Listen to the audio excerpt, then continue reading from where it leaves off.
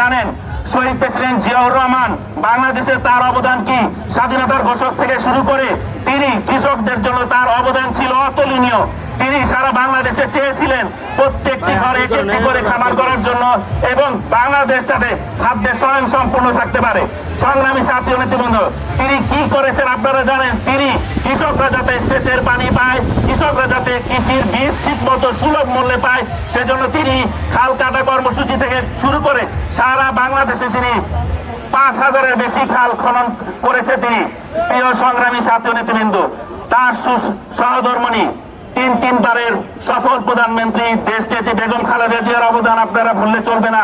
তিনি যখন ক্ষমতায় ছিলেন তিনি কৃষকদেরকে বিনামূল্যে তিনি সার দিয়েছেন এবং কৃষকদেরকে তিনি স্বল্প সুদে ঋণ দিয়েছিলেন। আপনারা এটা ভুলে চলবে না, আমাদেরকে এগুলো স্মরণ করতে হবে। প্রিয় সংগ্রামী নেতৃবৃন্দ, আমাদের এই অবদান ভুললে চলবে না।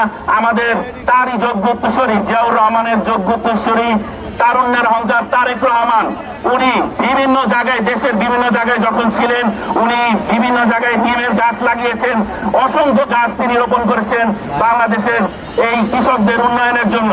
প্রিয় সংগ্রামী ছাত্র নেতৃবৃন্দ, কিন্তু আমরা কি দেখেছি বিগত 15 বছর একটি ফ্যাসিস্ট সরকারের অধীনে বাংলাদেশ পিছনে পড়ে গেছে। তারা কৃষকদের উন্নয়ন তো দূরের কথা, সারা বাংলাদেশের মানুষের ভোটের অধিকার কেড়ে নিয়েছে, সারা বাংলাদেশের মানুষের অর্থ সম্পদ তারা কেড়ে নিয়ে